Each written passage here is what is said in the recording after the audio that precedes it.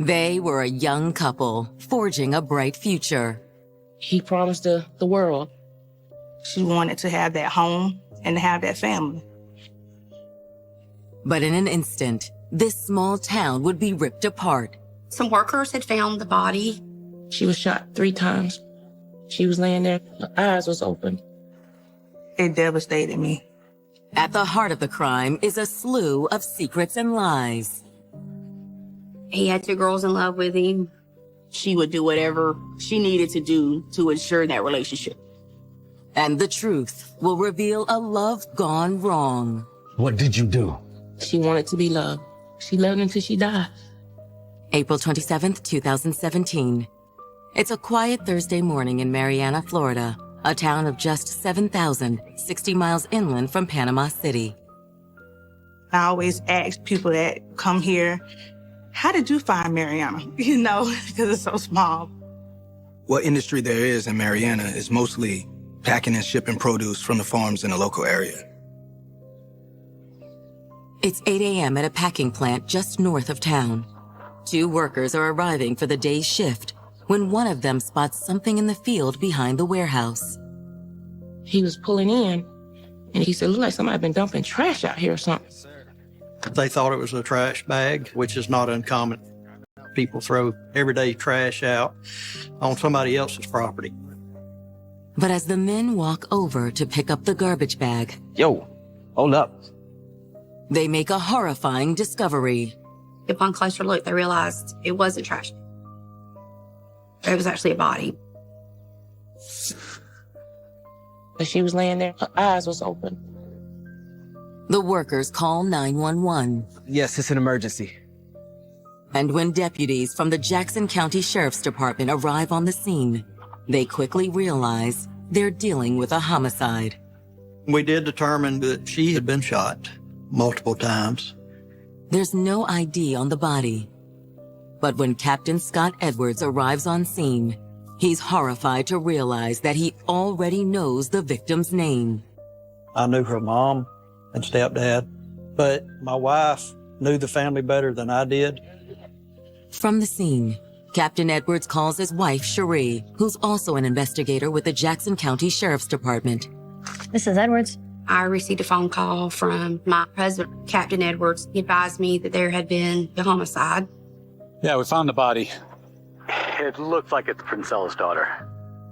Scott, are you sure? I'm sure it's Keisha Smith. 25-year-old Keisha Smith and her family were known to almost everyone in the small town of Marianna, Florida. Everybody pretty much knows everybody in Marianna.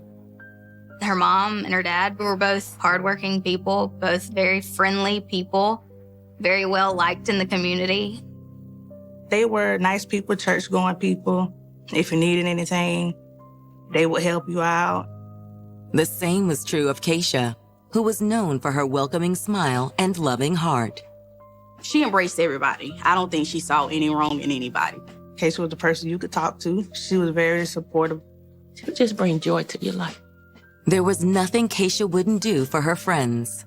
She was the only reason I even graduated. She always valued her friends. To know her was to definitely love her. Keisha's greatest love was her 4-year-old son, Caden. Keisha would do anything for Caden. She adored him and spoiled him rotten. Played with him every day. I'm gonna get you. And I got you. Keisha was an awesome mom. Whatever he needed as a parent, that comfort and that support, that's what she gave Caden. Caden's father wasn't in the picture.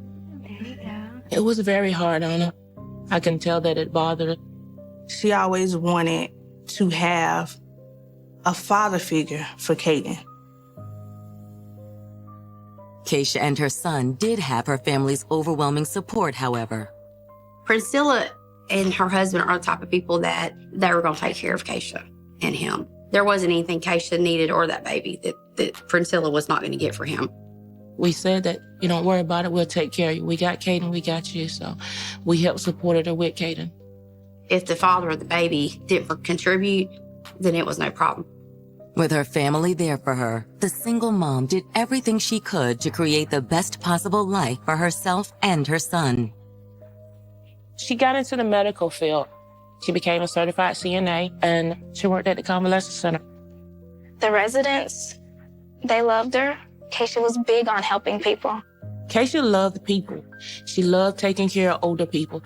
However, as much as Keisha loved her job, she was determined to do even more. She went to school for medical billing and coding. She graduated on the dean's list with that, and she was currently enrolled in the online class for pharmacy tech. She was just really pushing herself. How she did all that is beyond me. A busy work schedule and a little boy at home didn't keep Keisha from dreaming of one day finding Mr. Right. She was looking for someone to love her. True, true love. In October of 2016, when Keisha began dating 22-year-old Damian O'Neill, she thought she had found all that and more. Keisha and Damian started dating, and it was a whirlwind romance. The couple's relationship took off shortly after meeting through mutual friends. She would talk about Damian a lot. They were always together. I've been waiting for a man like you for a long time. Oh, yeah? Yeah. She loved spending time with him. She was absolutely in love with him. She seemed very happy. Coming! Keisha was also attracted to the fact that Damian showed genuine affection toward her son. The first time I saw him, she brought him to the house. He sat there on the chair. Hey, there he is. Daddy? I said, there's got to be something for that little boy to be calling you daddy. Oh, yes, ma'am. I love kids. I love kids. So how was work today?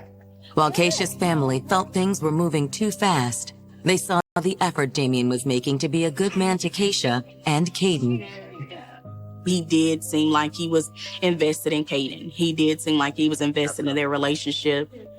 I do remember him telling her, I'm going to be able to provide. I'm going to buy you this, buy you that. He wanted to take care of Keisha and Caden. He wanted to be the man in the family. By the spring of 2017, it looked like Keisha's dreams of true love were finally coming true. He was going to buy Keisha her ring, and she was ecstatic. She was looking for places to move, all down in Panama City. They wanted to move out of Mariana. But on the morning of April 27th, 2017, the future Damian and Keisha were planning is shattered when police believe they found Keisha Smith's body. One of the investigators, Scott Edwards, recognized the victim immediately. She had been shot multiple times, and whoever killed her attempted to hide her body with trash bags. Captain Scott Edwards has the difficult task of alerting his wife, Cherie, who was also an investigator with the sheriff's department and close friend of Keisha's mother. He knew that I was extremely close to Keisha and her family. Send me a picture. I need to be sure. I'll send one. At the scene, Captain Edwards snaps a picture of the victim's face and texts it to his wife. She had dealt with Keisha over the years. So I knew it was going to be tougher for her than it was for me. God. When he sent me the photograph, I immediately recognized it to be Keisha. Yeah. You're right. It's her. But who would want Keisha dead? For Detective Cherie Edwards, answering that question has become personal. I knew that without a shadow of a doubt, whether I was the lead investigator or not, that I would make sure that everything possible was going to be done on this case for justice for her family. In the spring of 2017, it looked as if single mother Keisha Smith had finally found true love with 22-year-old Damian O'Neill. She was over the moon. She couldn't be happier. Damian purchased an engagement ring for Keisha. They was going to get married. But on April 27th, 2017, workers find her body dumped behind a building outside her hometown of Mariana, Florida. She was dead and had been murdered. Investigators from the Jackson County Sheriff's Department scour the scene for clues. We did determine Keisha had been shot multiple times, and there were some tire tracks in the area. Of course, the people in and out of the facility that morning was covering up other tracks leading in and out. So very little evidence, really. Identifying who it was and knowing that she was shot, that's all they had initially. With little evidence at the crime scene, detectives suspect the murder occurred elsewhere. There was no signs of a struggle in the surrounding area. You just had a body that was put there. The way the body was laying, it was like it was just dumped. The workers who called 911 offer no additional leads. A typical murder investigation, you go to a crime scene, there's going to be more clues than that. But in this one, there just wasn't. Anything that would indicate how she got there, what happened. Canvassing the surrounding area also fails to produce any further witnesses. It is very rural, probably 200 yards off of the paved road where this scene is. However, detectives do turn up one potentially important piece of evidence.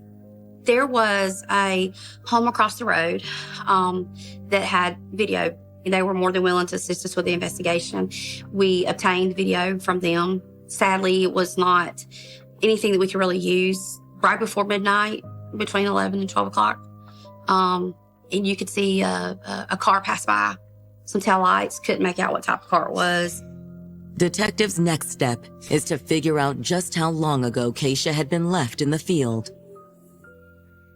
Keisha was close to her family and they had not reported her missing. Between that and the condition of Keisha's body, police believe she had only been dead for a few hours. So we were able to kind of build a timeline, which narrowed it down to approximate time of death.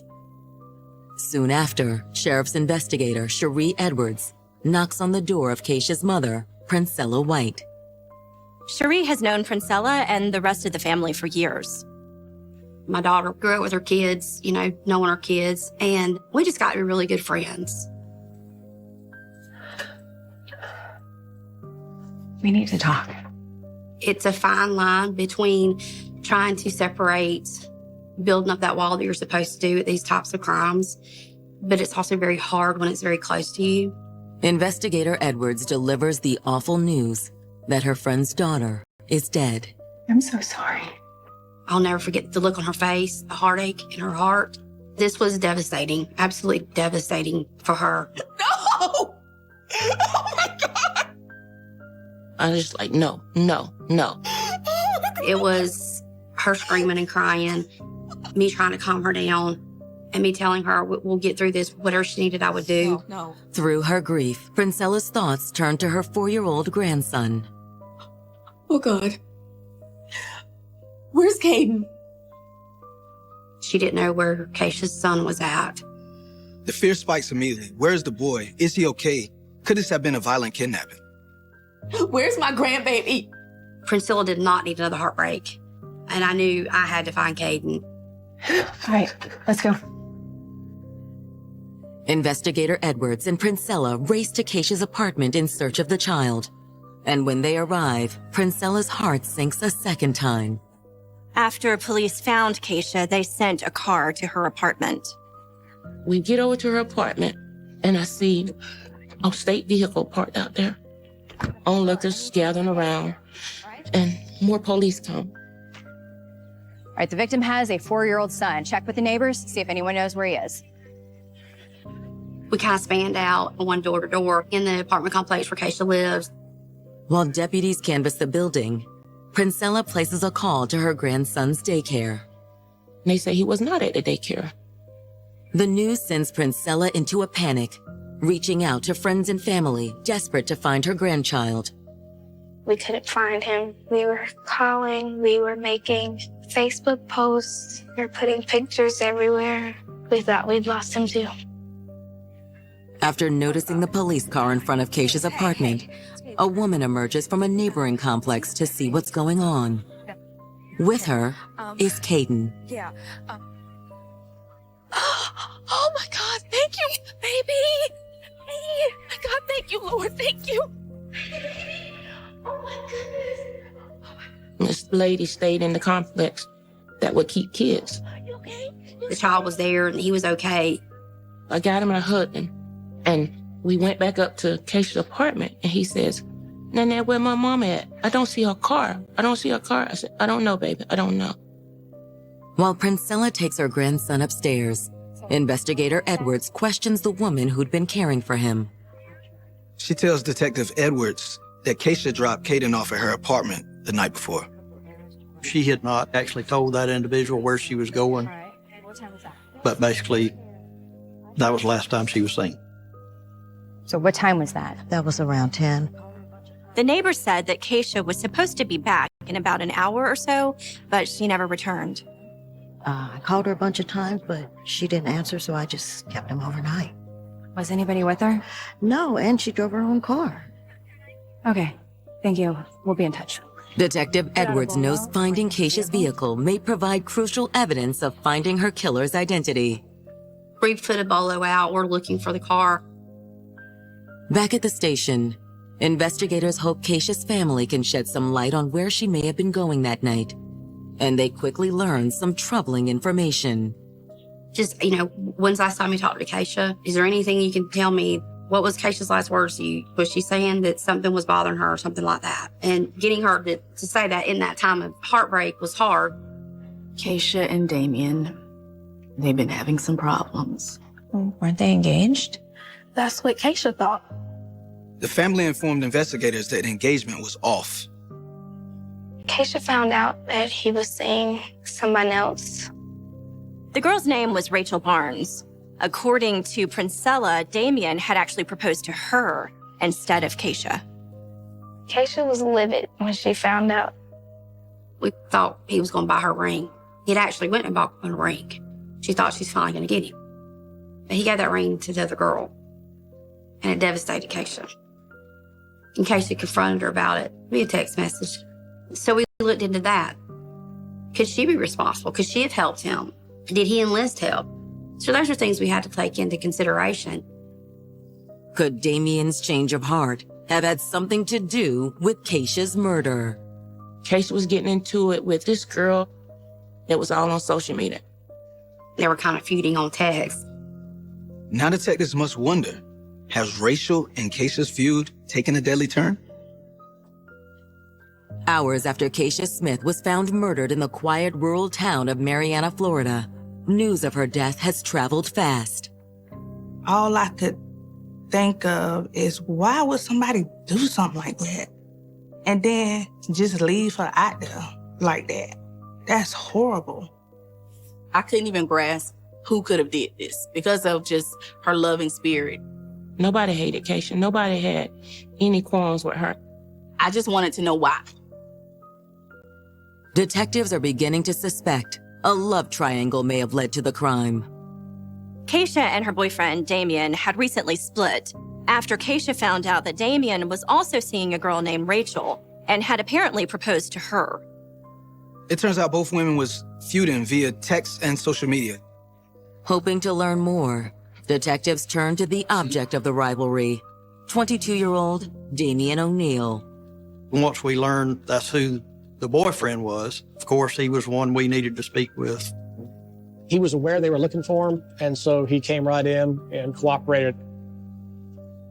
Thanks for coming in to talk with us. Sure. It's just crazy, you know? He had just found out when the family did. We understand you and Keisha were getting pretty serious. Yeah, but things sort of got complicated. He did not deny he was in a relationship at some point with Keisha. What happened? Well, I started getting serious with someone else. We're getting married, actually. Keisha believed you were going to marry her. Keisha thought he was going to propose to her, and then he turned around and ended up giving the ring to some other girl. She must have taken that pretty hard. Yeah, she was mad. And she started getting into it with Rachel. It was the typical go between two girls fighting over a guy. Did Rachel ever threaten Keisha? Nah, never anything like that. He said she flaunted the fact that, yeah, I'm going to be his wife, and you're not. So you don't think Rachel had anything to do with this? She couldn't have. She was with me. His statement was that he was with Rachel in Panama City. Panama City is a little over an hour from where Keisha's body was found. She was with you the whole night? Yeah. And you were in Panama City the entire time? Yes, with my brother Sean. He had some brothers that lived in Bay County, and it was his brother's house that he was at. While it's too early to know if Damien is telling the truth, detectives have nothing to hold him on. There is no evidence to point in his direction. We let him go, and we just continued to work the case. Next, detectives bring in Damien's fiancée, 21-year-old Rachel Barnes. The girlfriend obviously was someone we were looking at. I mean, everybody, was still considered a person of interest until we could get it down to the wire as to who we thought the person was. Questioned by detectives, Rachel doesn't deny knowing Keisha. They were running the same circle. But it all changed when Keisha found out Rachel was seeing Damien behind her back. She told us, in case she confronted her about it, via text message. They had it out. She never denied her disagreement with Keisha over Damien. However, Rachel's account of their disagreement tracks pretty closely with what Damien had already told the detectives. Rachel also offers up the same alibi as Damien.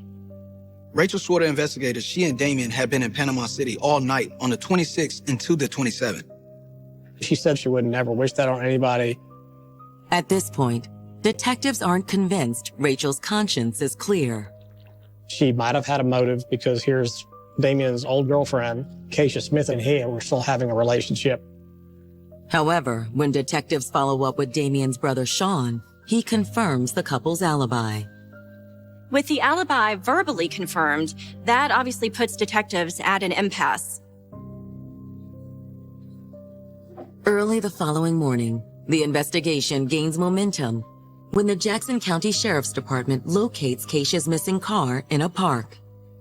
They immediately calls us. We get the vehicle towed in, and we start doing in search of the vehicle. While CSI sweep the vehicle, detectives also receive Keisha's autopsy report and make a shocking revelation. Keisha Smith was 8 weeks pregnant. Detectives investigating the murder of 25-year-old Keisha Smith have just learned that she was 2 months pregnant when she was killed. This is a tragic discovery, and it makes the detectives wonder if this is further proof that the love triangle between Damien, Rachel, and Keisha had boiled over. It's hard to believe this would be a reason to murder someone, but it could be the result of a jealous rage. Detectives also learn what kind of murder weapon they need to find. During the autopsy, the medical examiner recovers 3 .38 caliber bullets from Keisha's body, which was valuable evidence, obviously, to compare it if we ever found the firearm. A search of Keisha's car, which Marianna police found abandoned in a park, proves less promising. We did not find anything in the vehicle of evidentiary value. With no lead stemming from Keisha's car, detectives hope to learn more about her pregnancy from her friend, Zaisha. Sometimes friends know things that parents don't know, and this case was personal for detectives. So they decided to see if Keisha's friends knew about the pregnancy. Did you know? I found out about a month ago, maybe a little more. She texted me and told me she hadn't been feeling too good and that she was late. Zaisha had urged her friend to take a pregnancy test. It was positive. She was pregnant. So I asked her how she felt about it. She said, I don't know, right now I'm kind of freaking out. My emotions are everywhere. But I'm still excited. Zaisha tells detectives that she shared her friend's excitement. She always said she wanted another one. She already had a boy. She wanted a little girl. I was hoping maybe she got her girl this time. To investigators, it seems more than a coincidence that a month after learning she was pregnant, Keisha Smith was dead. Do you know who the father was? It was Damien. Or at least that's what Keisha told me. She was pretty adamant that it was, in fact, his baby. That's why she was so excited. She thought it was some kind of sign. I don't think she got intentionally pregnant, but when she did get pregnant, she thought the baby was going to fix everything. She felt she could, win him back I think Keisha wanted to believe that maybe this child they were going to have together would mend their relationship and that possibly this pregnancy would bring them back together. I think that was her hope. Detectives aren't sure if Keisha's hopes of getting Damien back had any basis in reality. He had moved on to someone else. He had a job. He had made the move down from Jackson County to Panama City, and he seemed to be turning the corner in his life. Perhaps Damien's fiancée, Rachel Barnes, felt the same way and feared the pregnancy would pull Damien away. From Rachel's perspective, she and Damien are getting serious. They are looking to build a new life together in Panama City. They're making plans to get married. Maybe Rachel saw this as a threat. Could she be responsible? Certainly, females are not an exception to being killers. And soon a new discovery shines a more suspicious light on Rachel Barnes. In a bizarre stroke of luck, in early May, police in Panama City found Rachel's car on the side of the road. Florida tag, George India Union, Frank 01. They ran the tag place and it come back to her. Rachel Barnes, you want to check it out? Yep. It was sort of abandoned, so that kind of made them suspicious. What officers find inside the car raises more red flags for Mariana detectives. It looked like there were efforts made to clean the car with bleach or some type of cleaner. It definitely had the appearance of an attempt to conceal a crime. Detectives investigating Keisha Smith's murder are beginning to suspect that 21-year-old Rachel Barnes is the one who pulled the trigger. Rachel was engaged to Keisha's ex, Damien O'Neill. There had been some issues between the two women, arguing over text messages and social media. Detectives wonder if news that Keisha was pregnant with Damien's child pushed Rachel over the edge. Well, they found Rachel's car. There was some items in it that kind of made them suspicious. It was on the side of the road, the back seat covered in bleach, and only 6 days after Keisha's murder, detectives are very suspicious. Hoping to put Rachel and her car in Mariana on the night of the murder, detectives pull her phone records. There was nothing in the records to indicate that Rachel left Panama City the night of the murder. However, it doesn't prove her innocence just yet. She could have turned her phone off or left it behind. Still hoping to place Rachel near the scene of the murder, detectives begin canvassing local businesses. We're a small area, so we have a few hot spots that most people go to. Detectives focus their efforts on the strip of gas stations near the interstate. Several businesses that have video camera, and it's a high traffic area. Reviewing the surveillance footage from one of the gas stations on the night of April 26th, it looks like they've hit the jackpot. They did see Rachel's car. It pulled into the gas station around 10 p.m. on the night of the murder, right around the time Keisha left her apartment. Just as detectives believe they have the proof they need, the investigation takes an unexpected turn. They looked at the video from the store and saw Damien O'Neill walking in there. That's damning evidence. It means that Damien O'Neill's not telling the truth, and it means that he could have done this murder. He was the number one suspect. With Damien's alibi in tatters, detectives attempt to bring him in, but are unable to locate him. It's a small town. It does not take long for people to realize that you're being looked for. So then he started to evade us and laid low with different family members in Bay County to avoid us. However, detectives do find Rachel in a local hospital. Rachel had a medical issue right after the first time they talked to her. After consulting a doctor, detectives are allowed to bring Rachel in for a second interview. They confronted her that, you're not telling us the truth. He obviously wasn't with you all night in Panama City. You knew that he was in Mariana the night that Keisha was murdered, didn't you? Yes. She said that she lied in the first statement because she didn't know what he had gotten her involved in. Look, I didn't know he was going to kill her. He told her to just say I was with you all night without really explaining where he was. He just borrowed my car. Told me he was going to Mariana to take care of some business. What time did he leave? 9 o'clock. Maybe a little before. Since it's an hour's drive from Panama City, Rachel's account appears to line up with the gas station video showing Damien and Mariana at 10 p.m. When I found out she was dead, I was afraid I'd be next if I tell you the truth. She was terrified because she knew what kind of person Damien was. When detectives ask about Keisha's pregnancy, Rachel's response isn't what they were expecting. Did you know that Keisha was pregnant? Oh my God. Damien, what did you do? She denied knowing that Keisha was pregnant with Damien's child. Even though the fiance was giving this information, and we were very thankful for that information, you have to keep in mind too, is she doing this because she fears we're going to find out later that she was involved? Detectives spend the next week searching for a witness who can back up Rachel's story. We pulled in more people, interviewed more people, and tried to come together with some type of probable cause to arrest Damien. There was a definite drive to make sure that they got all the information they needed and all the hard evidence they needed to put Damien away. On May 9th, with proof Damien lied about his alibi, detectives decide to try their luck by interviewing the one who vouched for him, his brother, Sean.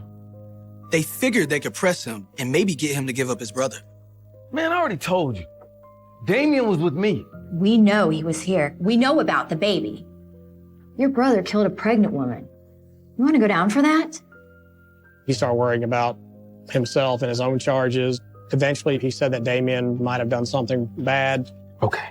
I'll tell y'all what I know. Damien's brother goes on to explain what happened on April 26th. He was at my place. He took his girl's car. Came back a few hours later. He came into my bedroom. I need you to get rid of this. What is this? Damien had given him the gun. Damien had disclosed that Keisha was pregnant. I think that he knew what Damien had done. What did you do? Just get rid of it. Damien, okay? what did you do? Just get rid of it. I didn't know what to do. He's my brother. So I hid the gun. Where's the gun? You gotta put something on the table for me first. His whole concern was wanting to have immunity if he showed them where the gun was. That set this investigation in motion, from having circumstantial evidence to having something we could actually work with.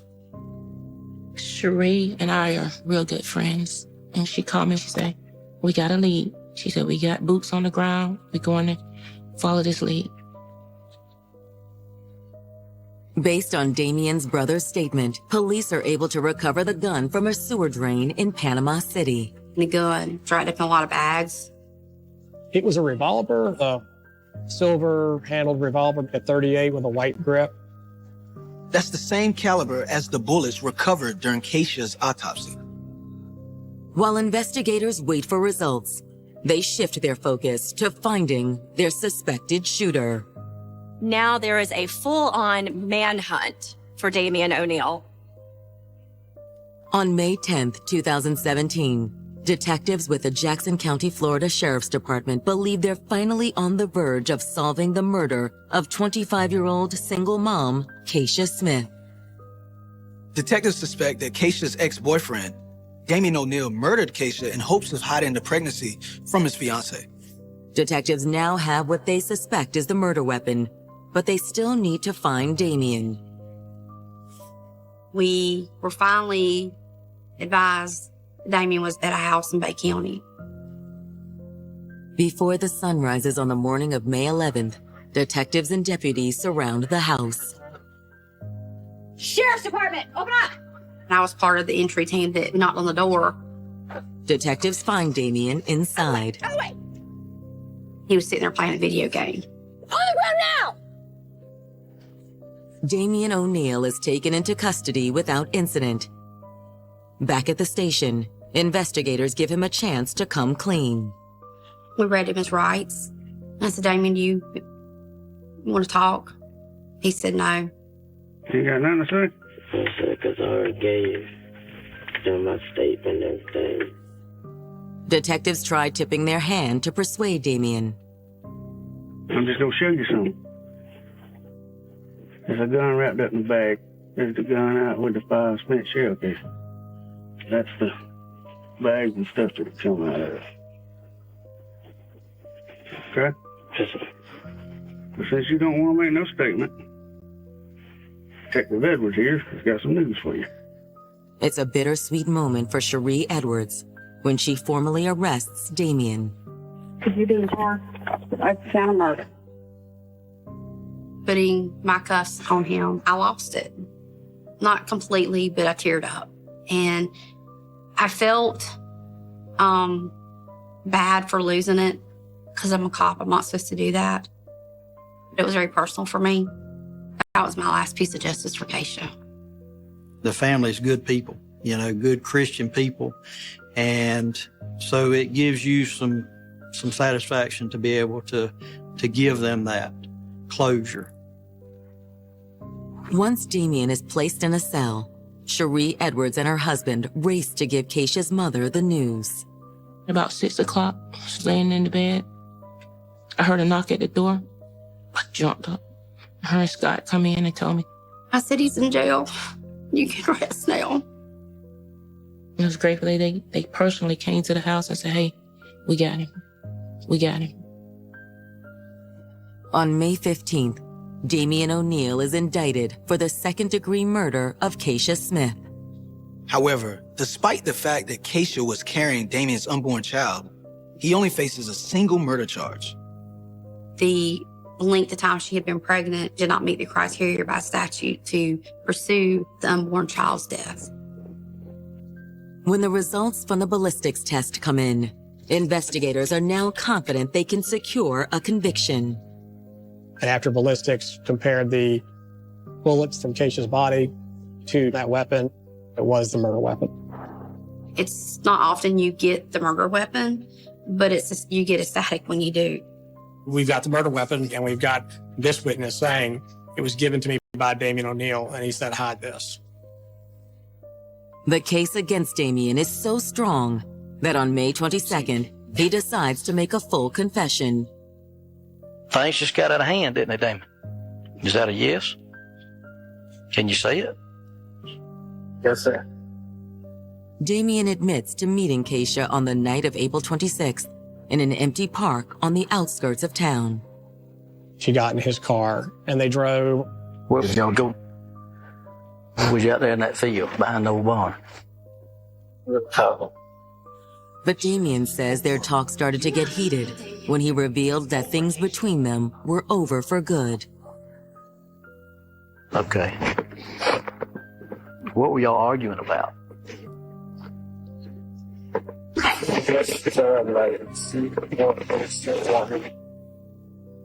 Damien, I love you. Keisha, it's over. What Damien tells detectives next is completely unexpected. You're not leaving me, Damien. I won't let you. Keisha, stop. So you put a knife to my throat. And then what did you do?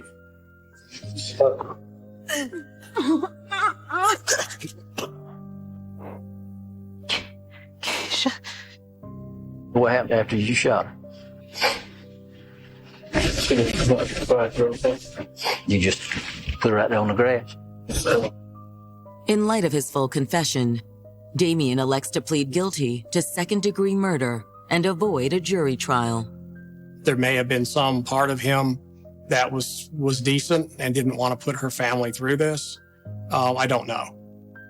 I was relieved to hear that he was going to plead for Priscilla's sake. She wouldn't have to go through the court, have to deal with this again. It gave them closure without having to sit through a trial.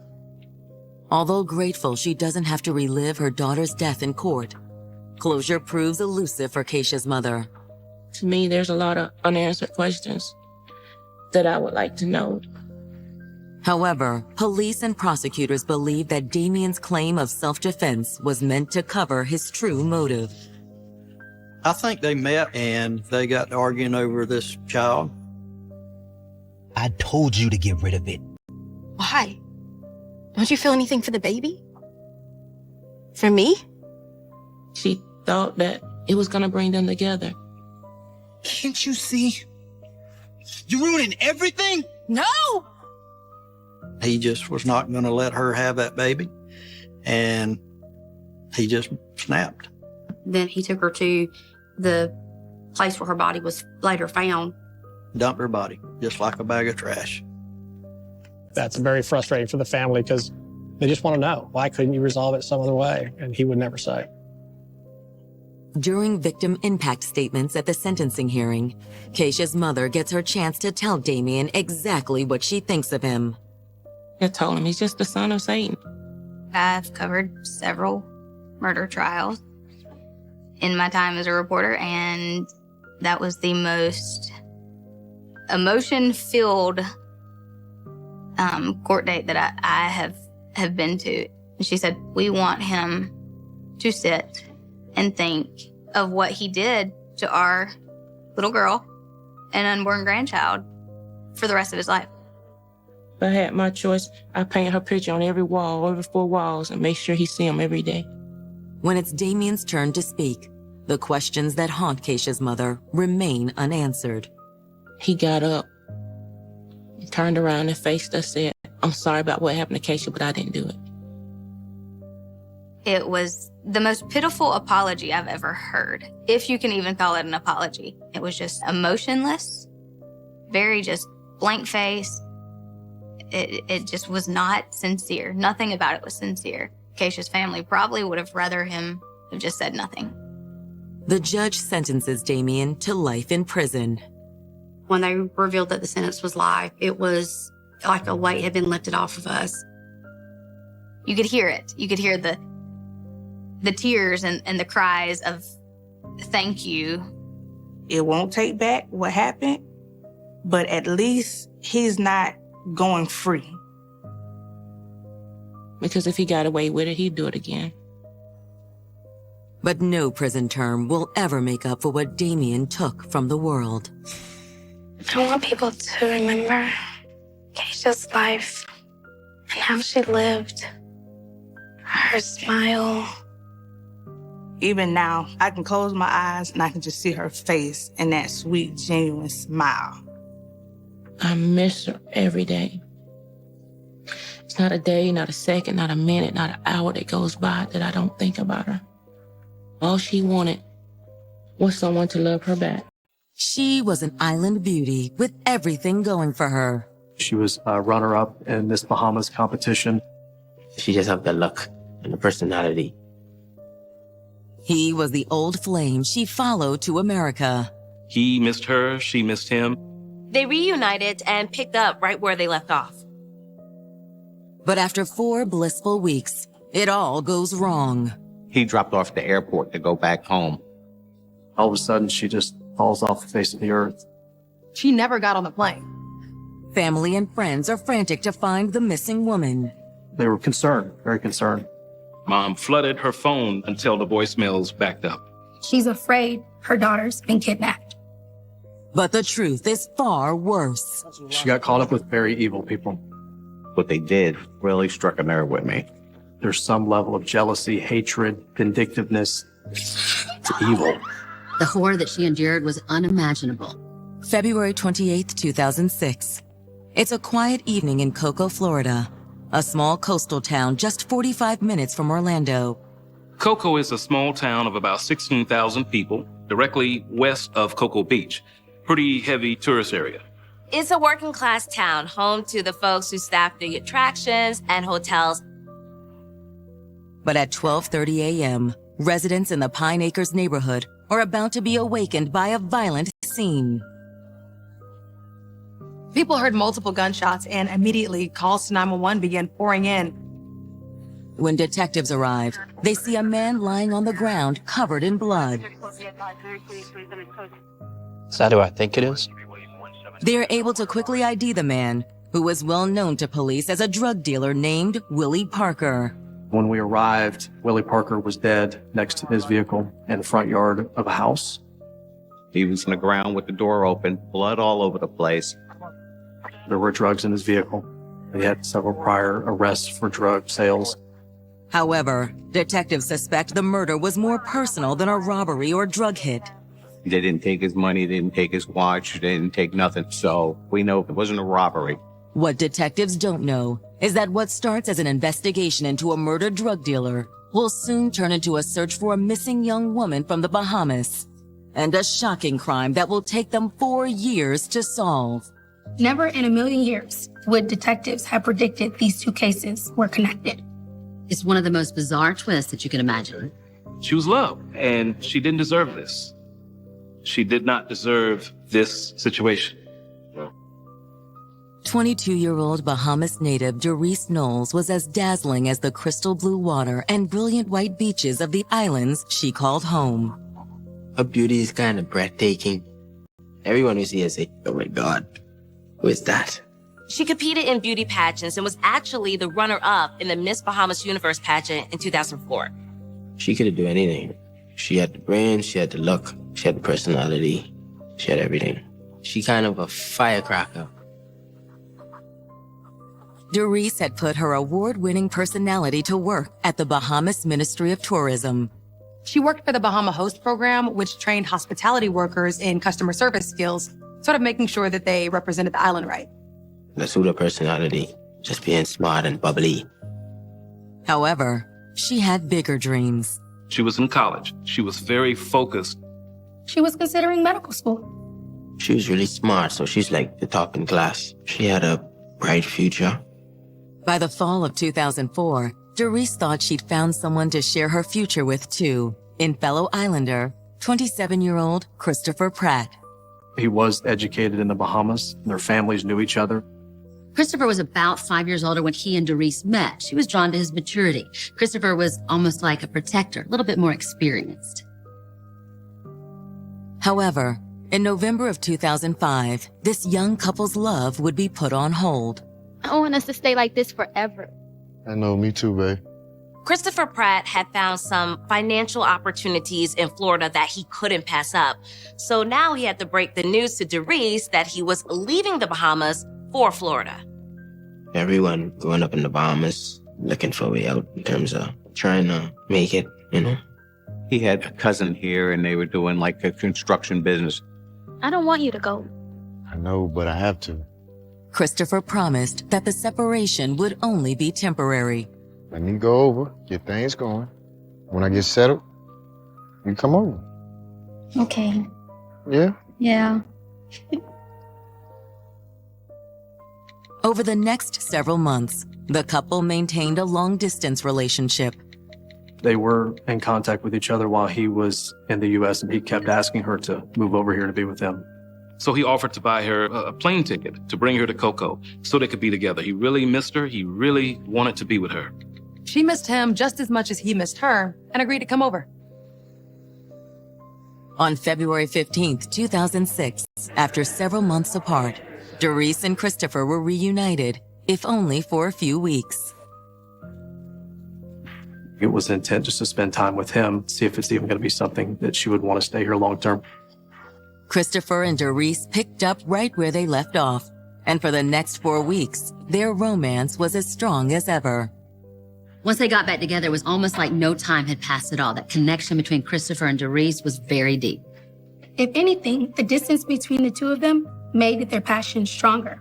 When the time came for Doris to return to the Bahamas, Christopher continued to try to convince her that her place was with him. You know I want you to stay, right? I'll come back. Maybe for good. Doris wanted to be with him, but making the move to Florida wasn't as easy as Christopher hoped. Doris explained she couldn't leave her family like that. She was very close with her parents, so it was a big decision. She was a good person. She loved her mom and she was always keeping in touch with her. My mom spoke with her daughter frequently, like a couple times a week. But now, on March 21st, 4 days after Doris was due to arrive back in the Bahamas, her mother can't reach her. She's not answering her phone. She called her daughter repeatedly. Doris had given her mom Christopher's number in case she couldn't get a hold of her. Come on. Yeah, hello? Christopher, Hey, Miss Knowles. is Doris there? Nah, what you mean? She's not answering the phone. Wait, she ain't call you when she landed? No. That's impossible. I dropped off at the airport myself. What? Christopher's news makes Doris's mother even more concerned than she was before. That left her worried. This was completely unlike Doris. They knew that something had happened. When the Cocoa police get involved, all signs point to a disturbing possibility. Her passport activity was non-existent. She never got on the plane. At the beginning of March 2006, 22-year-old Doris Knowles was having the time of her life in Florida. She'd come over from the Bahamas in February to rekindle things with her old flame, Christopher Pratt. He cared for her, he loved her, he wanted her to move to Florida to be with him. But by March 21st, it's been 4 days since Doris has had contact with her family, and her mother is worried sick. Doris was known to keep in touch with her family, her mom in particular. Every day she would call her. And when Doris's mom reaches out to Christopher, he says that he dropped her off at the airport. Yo, she ain't call you when she landed? He thought she had gone home to see her family. In a panic, Doris's mom contacts her daughter's friends in the Bahamas to see if anyone has spoken to or seen Doris. Pick up the phone. She also contacts police in Doris's last known location, Cocoa, Florida. I'd like to file a missing persons report. Mrs. Knowles is transferred to a detective with the Cocoa Police Department. Caravano, Cocoa Police. I spoke with Mrs. Knowles. She said that it was unusual for her not to, call and say, hey, Mom, I'm okay. So that raised flags with us also at that point. My boyfriend took her to the airport. Yes. She was supposed to be home days ago, but I haven't heard from her. When detectives get details about Doris, it's hard to believe she could simply disappear. She was a very beautiful girl. Her family let us know that she was runner-up Miss Bahamas competition. However, detectives wonder if perhaps Doris didn't want to be found. One of the questions we ask when someone goes missing is, has she been involved in criminal activity in the past? Does she have a history of drug abuse? They said no, that she didn't have any past history with crime. She was a sweet girl, very good temperament. Loved her family, very close to her family, very, very kind to people. You have the hope that something hasn't happened and she's just somewhere else. But I think they knew in the back of their minds something has happened. It's not like her to disappear like this. Okay, man, we're gonna do all we can to help find your daughter. I'll be in touch. Thank you. After talking to Doris's mom, the Cocoa police begin their investigation. We was reaching out with customs, the airport police to try to find out if she did cross back. So when we checked with customs immigration, there's no passport activity. Which means Doris never got on the plane. So now detectives start to wonder if she made it to the airport at all. Detectives decide it's time they talk to Christopher Pratt. He was staying at one of the local motels here in Cocoa. Christopher Pratt? Yeah. We need to ask you a few questions about Doris Knowles. Did y'all find her? He seemed genuinely concerned about Doris and wanted to know if she was okay. He was forthcoming and wanted to cooperate with us. However, Christopher has no new information for detectives. Christopher Pratt told us that he took her to the airport to fly her back to the Bahamas and has not seen her since. Did you make sure she got on the plane? No, man, I just dropped her off. Can you think of anywhere else she might have gone? No. She knew no one else here. There would be nowhere else for her to go. Her only connection to Florida was Christopher Pratt. At this point in the investigation, detectives have little reason to doubt Christopher's story. He cared for her enough to ask her to move from the Bahamas, to leave her family, and to move over here to be with him. It's all my fault, man. Why do you say that? Because I should have never asked her to come. He's very quiet, soft-spoken. He doesn't seem like the person that would be aggressive. We'll let you know if we hear anything. When detectives return to the station and run Christopher's name through their database, the results appear to confirm their first impression of Doris's boyfriend. She didn't have a criminal background at all. No speeding tickets, nothing. But when the detectives run Doris's name, something does pop up. There was a disturbance at a bar downtown in Cocoa, and one of our officers had responded. She was given a citation. It's a trespass warning, dated March 15th, 2 days before Doris's family lost contact with her. Detectives figure that that can't be a coincidence. So we looked into that call, who the officer was that handled the call. The officer's name is Thomas Shaw, and detectives waste no time bringing him in to talk. You want to see me? Yeah, come in, have a seat. Doris Knowles, you wrote up for trespassing a few days ago. Yeah, I remember her. According to Shaw, it was a routine incident. She's this gorgeous girl. Guys are hovering, buying her drinks. She had a little bit too much to drink. It was getting a little loud. The bartender ended up asking her to leave. An argument ensues and things get out of hand. Once police were called, Officer Shaw responded to the scene. He states that he gave her a trespass warning and asked her to leave. Did she comply? Yeah, I mean, she did it without any trouble. And that's it. Not exactly. What the officer tells them next adds a new twist to Doris's disappearance. He did meet with Doris Knowles off duty, and then he hooks up with her. They have a sexual encounter. Detectives start to wonder if Christopher knew about this. Could this be a case of jealousy or a hookup gone terribly wrong? There's some level of jealousy, hatred, vindictiveness. He's watching his girlfriend with another man. Cocoa detectives investigating the disappearance of Doris Knowles have just discovered that the 22-year-old Bahamian had an encounter with police 2 days before she disappeared. In fact, Doris partied so hard that the bartender didn't only cut her off, he also ended up calling the cops. Cocoa patrolman Thomas Shaw was the responding officer. He talked with her and he calmed the situation down there. He put her in his patrol car. Though Shaw admits, things then took a somewhat unprofessional turn. The officer began talking to Doris, and of course, she was a very beautiful girl. Gorgeous. According to Officer Shaw, that was his last call for the night. So after driving Doris to the motel where she stayed with Christopher Pratt, they talked for hours and then exchanged phone numbers. We pressed that issue a little bit more, and Officer Shaw said that he gave his number to her to contact him if she was interested in meeting, having dinner, hanging out. And the following evening, the off-duty officer picked up Doris for a date, not knowing she was involved with Christopher Pratt.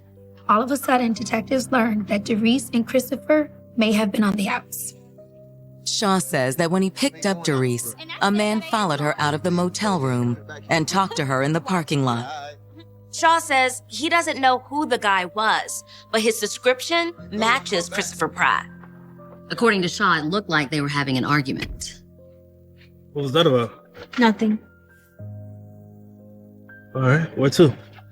How about your place? Let's go. Shaw says Doris ended up spending the night. He hooks up with her. They have a sexual encounter. They want to know exactly what his relationship was with her. They ask all sorts of questions. You never saw her again? I tried calling her, but she never answered my call or called me back. Officer Shaw insisted that it was a one-time thing. Like, y'all ought to be out there talking to the guy that she was staying with. Her boyfriend. If you want to call it that.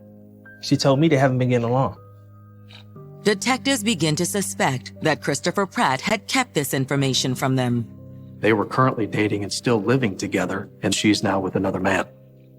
I would definitely speculate that there's some level of jealousy. And if Christopher knew that she spent the night with this man, could that have sent his jealousy to the next level? Detectives need to have another talk with Christopher. But when they return to the motel, they discover that he's checked out of his room. They'd been cleaned and turned over. Detectives put out a bolo for Christopher Pratt and continue to search for Doris. We're just waiting to see what other type of leads we can get. Weeks pass with no new leads. But on April 12, 2006, Cocoa detectives get a call from South Carolina State Police. Really? The trooper informs Cocoa detectives about 3 arrests he'd made the night before. Can I see your license registration, please? A South Carolina state trooper was acting on a tip about drugs coming through the state. There were 3 men in the car. 27-year-old Batiste Kirkman, the driver, 31-year-old David Willis, and 27-year-old Christopher Pratt. Where y'all heading to? New York. See some friends. New York, huh? Yeah. How'd y'all step out of the vehicle? Police had a tip about this particular vehicle transporting drugs. It didn't take long for the tip to pay off. When they searched their car, they found drugs and they found a firearm. They collect the firearm and send it off to be tested. Police took the 3 men into custody, unaware of the Florida bolo for Christopher regarding Dorese's disappearance. But David Willis claims to have information that would blow the case wide open. David Willis starts swearing up and down that he didn't have any involvement with him. He didn't know the stuff was in the car with them. I was just driving the car. Them being in this vehicle in South Carolina, they were going to charge them federally. He was telling the authorities there in South Carolina that he needs to talk to the police back in Cocoa. David Willis says to the officers, "Let me tell you what I know." He says that he has some information about a murder. Hurry up, let's go! April 12, 2006. It's been more than 3 weeks since 22-year-old Dorese Knowles disappeared in Cocoa, Florida. But detectives working the case are about to make an unexpected breakthrough. Caravano, Cocoa Police. I got a call that there were 3 Cocoa boys arrested in South Carolina. They're 27-year-old Batiste Kirkman, 31-year-old David Willis, and 27-year-old Christopher Pratt, Dorese's boyfriend. Batiste, Christopher, and David were actually traveling to New York when they were stopped in South Carolina. They were going to New York to flip some drugs. They had cocaine, marijuana, an abundance of it on them. While detectives are surprised to learn Christopher is involved in a drug deal, it's the intel offered by David Willis that catches their attention. Once he was arrested, David Willis tells deputies in South Carolina he has information about a murder. At that time, we drove to South Carolina. In South Carolina, detectives find Willis eager to talk. The drug charges and the firearm charges, he could have been looking at 10, 15 years, and he was trying to mitigate that.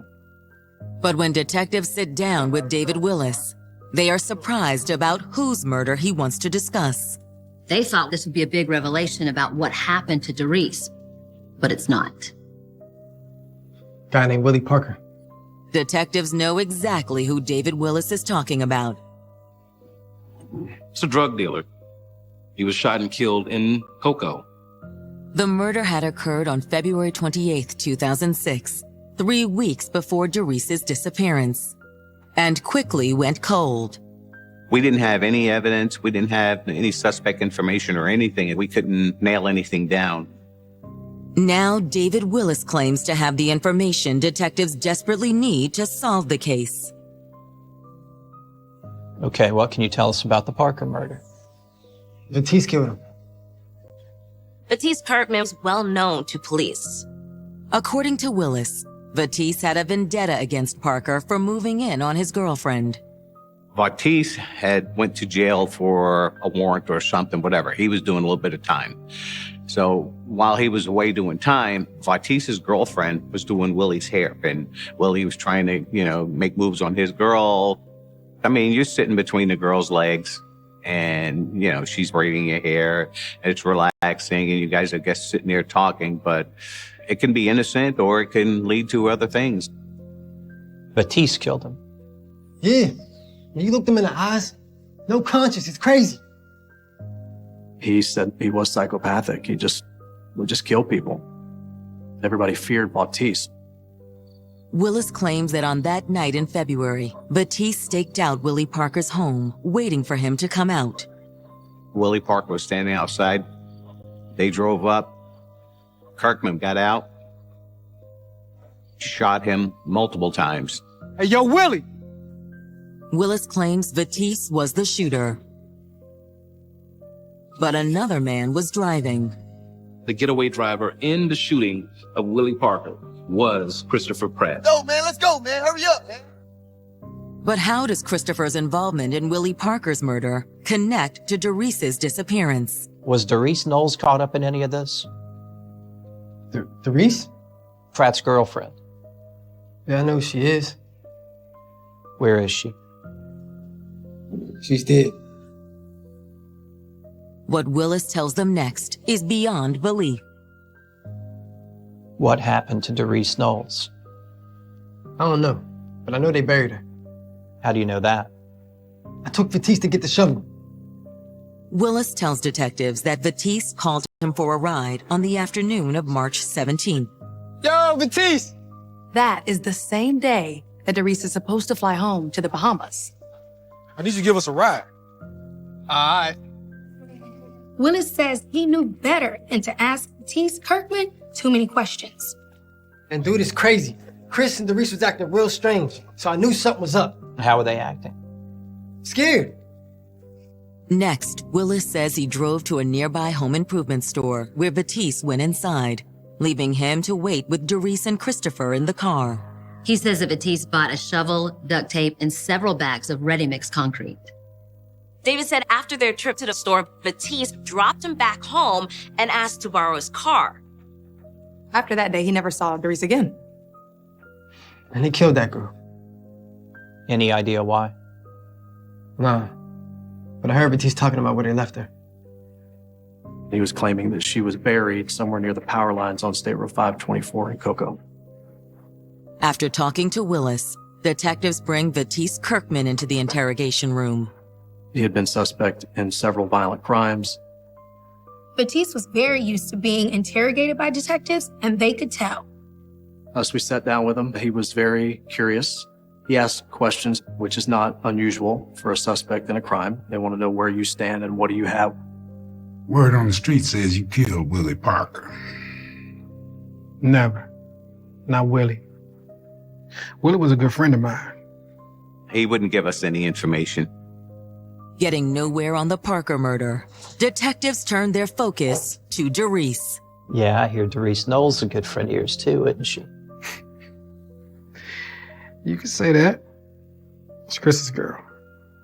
When's the last time you saw her? Been a couple weeks. Last I heard, she was in the Bahamas. He says that she went back home. He was pretty calm and cool about it. I hope nothing happened to her.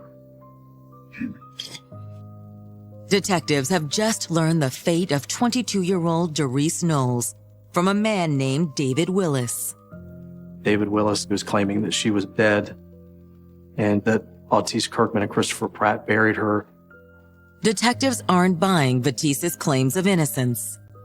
You're trained to read body language during interviews and stuff like that. So, we're looking at him and I think it was myself and Detective Austin. We looked at each other. We're like, okay, we're on the same page. This guy's lying. After Batiste Kirkman's coy interview goes nowhere, detectives turn their focus to Doris's boyfriend, Christopher Pratt. Unlike Batiste, Christopher was anything but calm and collected when detectives walked in the room. Christopher Pratt kind of just sat there and looked at the table, didn't want to talk to us. Looks like you've gotten yourself in some pretty serious trouble. We beat around the bush a little bit. We told him, maybe if you have any information that'll help you towards reducing your time or whatever like that. What can you tell us about Willie Parker? I heard he got shot, that's all. We tried to soften him up a little bit, but he wasn't buying it.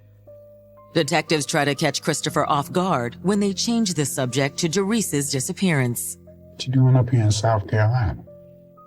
Your girl's been missing for over a few weeks down in Florida. Look, I took her to the airport, all right? Look, man, when a guy like Batiste asks you to go on a ride to New York, you don't say no. He said he didn't know anything about it. Christopher says she was supposed to be going to the Bahamas. That's all I know. The conversation was very, very frustrating. Christopher refuses to reveal what happened to Doris, but the trip to South Carolina does give detectives plenty to go on. So they have all of these claims from David Willis about these two being involved in Doris's disappearance. Once back in Florida, detectives begin building a case against Christopher Pratt and Batiste Kirkman in the murder of Willie Parker and the disappearance of Doris Knowles. We didn't have a lot of good evidence in the Doris Knowles case yet, so we were still trying to piece that together. After contacting authorities in the Bahamas, they discover that Christopher Pratt's record isn't as clean as they thought. He did have a history in the Bahamas that was mainly in drug sales. Checking with immigration, Detectives also find no record of Christopher having a visa or a green card. He was illegal. He didn't work. They're selling drugs. That's how they made their living. Detectives know Christopher was involved in both the Parker murder and Doris's disappearance, but can't shake the feeling that it wasn't his plan. You could tell, though, he was just like going along with Kirkman. Next, detectives follow up at the home improvement store, where Vatisse supposedly purchased a shovel, duct tape, and concrete. We knew the date that happened, so we just went through thousands of receipts and finally found the receipt that only had concrete, a shovel, and duct tape.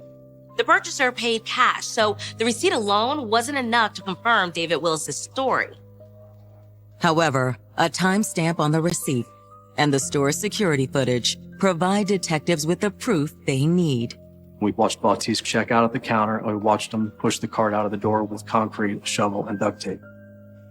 So Willie's story checks out, but they still don't know why they would kill Doris and what, if anything, that has to do with Willie Parker. Police had thought maybe there was a jealousy angle when Doris hooked up with a cop.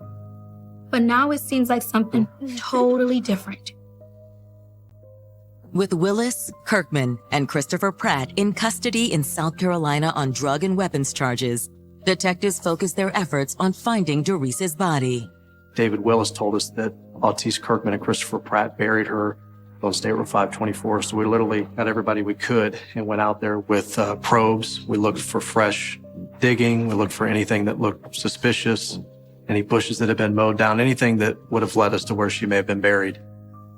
We had a front end loader. We had the ground penetrating radar. We had the cadaver dog out there. We dug multiple different locations. We dug hole after hole after hole. We can't even count how many times we dug holes. We didn't find anything. We didn't see anything. With frustration mounting, detectives question whether or not David Willis was being truthful about the location of Doris's body. She could be anywhere. Without a body, detectives know it'll be hard to convict the men of murder. But they decide it's time to tell Doris's family what they've learned. That's not a conversation we want to have over the telephone. We did emphasize that we think we know what's happened. We would like you to come over. Doris's mother and father fly to Florida to meet with the detectives in Cocoa. They're there with us. We're kind of outlining what we know, that we do believe that they killed her. The mom was very shocked about Chris's involvement in it. I assured them that we were going to do what we can to try to find their daughter. They buried her somewhere in Cocoa. We don't know exactly where. We're doing the best we can. We're not going to stop until you guys have the satisfaction of bringing your daughter home. Then, after giving Doris's family the awful news, detectives ask them to provide DNA samples should they need to identify remains. Doris's mother offers to assist detectives. She requests to talk to Christopher Pratt, who's still being held on drug and gun charges from the traffic stop. Detectives work with the prosecutors to set up a meeting in South Carolina. She pled for him to give her any information he could to let her know what happened to her child. Chris sticks to his story, saying the last time he saw Doris was when he dropped her off at the airport. Just tell me where she is so we can bring her home. Wish I could help you, but I can't. Please. He denied everything, but he cried. It's starting to get to him now. However, once detectives receive the ballistics report on the gun seized in the traffic stop, they finally have the evidence they need to charge the men with at least one murder. It was the firearm that was used in the murder of Willie Parker. In October 2006, Vatisse Kirkman and Christopher Pratt are charged with first-degree murder in the death of Willie Parker and are extradited to Florida. David Willis identified Kirkman as a shooter and Christopher Pratt as the getaway driver. Yo, man, let's go, man. Hurry up, man. We had Mr. Willis's statement, and we were able to successfully charge them with the murder of Willie Parker. Once we confirmed the firearm was used, that was in their possession, was the one used to kill Willie Parker. It takes 4 years, but Vatisse Kirkman finally goes on trial first in July 2010. Valtese Kirkman was found guilty and was sentenced to life in prison. With Valtese Kirkman convicted of one murder, Christopher Pratt sees the writing on the wall. If he goes to trial, he could be found guilty and he's going to get life in prison. It's a risk Christopher isn't willing to take, so he has his attorney reach out to the prosecutors. Christopher is looking to a plea deal. The prosecutors are willing, but only if Christopher helps them first. He would also have to testify in the Doris Knowles case, and we would have to locate her body.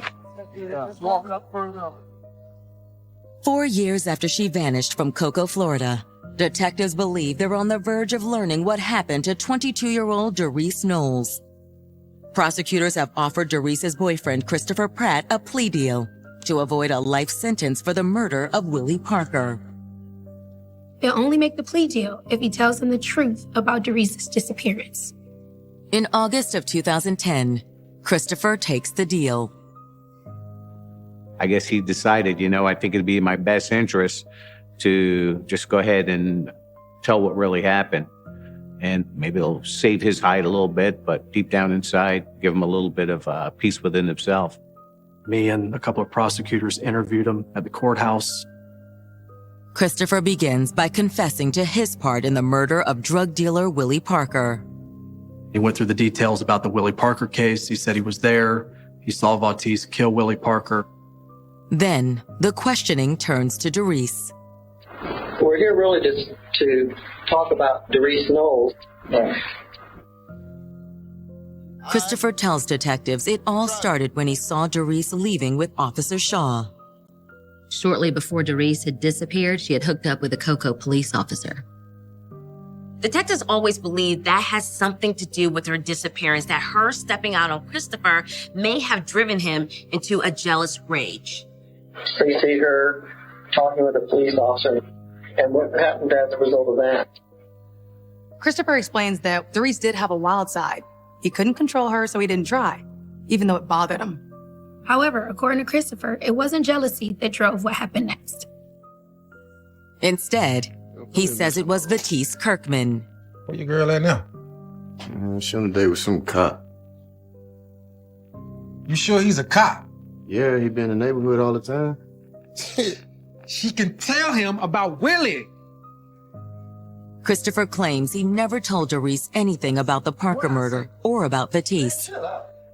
But just seeing Doris talk to a police officer was enough for Valtese. No, she got to go.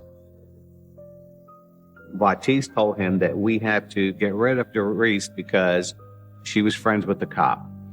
Christopher says he tried to talk Valtese out of it, but says he had no choice. It was either Doris or both of them. They already know what segment capable of. Christopher says that when Shaw dropped Doris off at their motel the next day, he already had her suitcase packed and waiting. He told her that his friends were picking them up and they would take her to the airport. Chris, what's going on? She gonna be okay? Christopher Pratt said that she trusted him, and he took advantage of that. Instead of the airport, David Willis drove them all to the home improvement store where Valtese was caught on surveillance. Christopher is there with Doris for about an hour as Valtese goes and purchases concrete, a shovel, and duct tape. And I'm dumbfounded by that. You're just going to sit there and look at the girlfriend knowing what you're about to go do? Because you know Valtese Kirkman's going to buy a shovel and concrete. You know what that's going to be used for. He knows that's about to happen. He has the control and the power to simply leave with his girlfriend.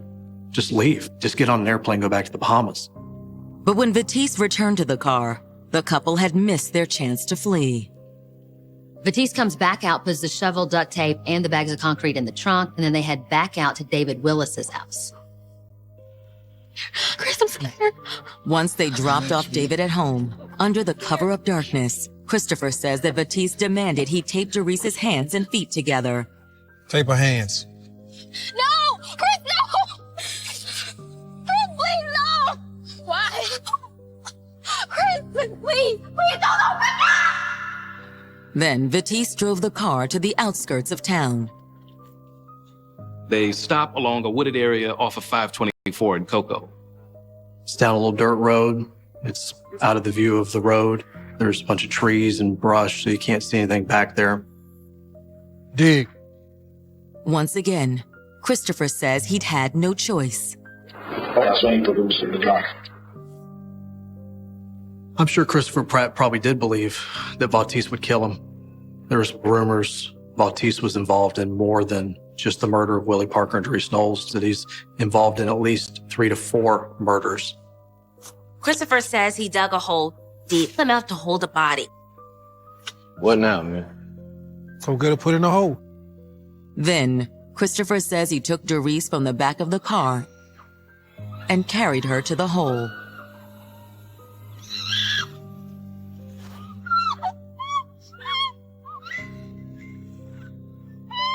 Then they got water from a nearby pond to mix with the cement.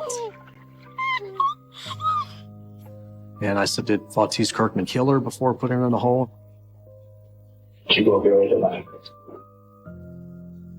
I said, well, how do you know she was still alive?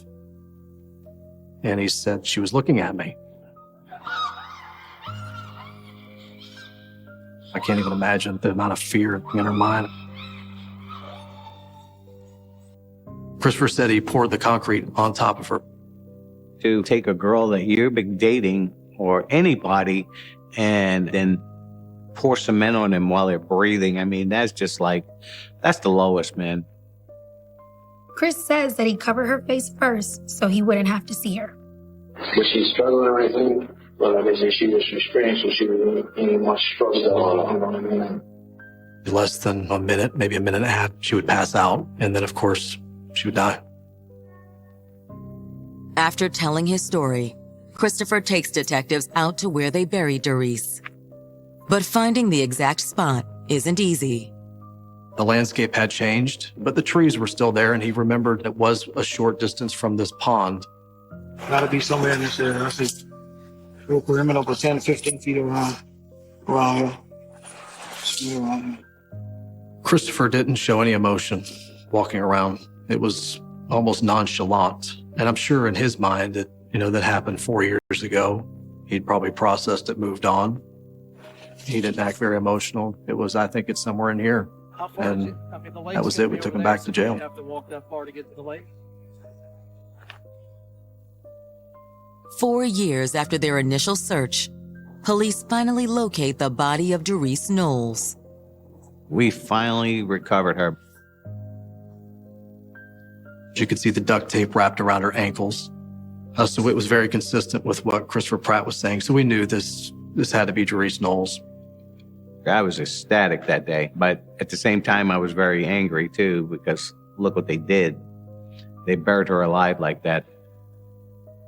When you're young and you're in love, you tend to put the blinders on. You don't see things quite as clearly, and you just press on with what you want to do. This is a 22-year-old who was in college, a 22-year-old who had a mother who was concerned about her, who had a father who was concerned, who got into a bad situation, who thought she loved someone, who thought she could trust this man for whatever reason. So it was not just about finding a body, it's about finding a person who was killed. Her remains are sent to her family in the Bahamas, and authorities are finally able to charge Vaughtis Kirkman and Christopher Pratt with Doris's murder. Once again, Christopher Pratt cut a plea deal with prosecutors. When Vaughtis Kirkman goes on trial in April of 2016, Christopher Pratt is the star witness against him. On the stand, Christopher basically repeats the detailed account of the murder that he gave to police. He's sticking with Vaughtis Kirkman pointing a gun at me. I had to do it. He was going to kill me. When it's their turn, Vaughtis's attorneys attempt to refute Christopher's testimony. According to his defense attorneys, he had nothing to do with it. It was all Christopher Pratt. In the end, the jurors see Vaughtis Kirkman as a cold-blooded killer. The jury found him guilty of capital first-degree murder. He's now appealing a death sentence, even though he's serving life for the Parker murder. Thanks to his plea deals, Christopher Pratt will eventually be released. 10 years on the Willie Parker case and 10 years in prison on the Doris Knowles case combined to give him 20 years. And then he would be deported to the Bahamas. Please, no! To the investigators who worked the case for over 4 years, It's too little for what Christopher Pratt did to Doris Knowles. My personal belief is that he just wanted to be seen as a victim, and I was just here because Vatis Kirkman made me be here. But I think in reality, he was upset because she cheated on him, and he knew exactly what he was doing. For Doris's family and friends, the outcome does little to ease the pain of their loss. She was a beautiful, fiery woman, and it would have been amazing to see what she would have accomplished if she hadn't been involved with Christopher Pratt. She trusted this man, and she ended up dead. That's the ultimate tragedy in this whole thing. The betrayal, the loss of a good person. It doesn't make sense. It's not humane. It's not normal. It's definitely not love. It's evil.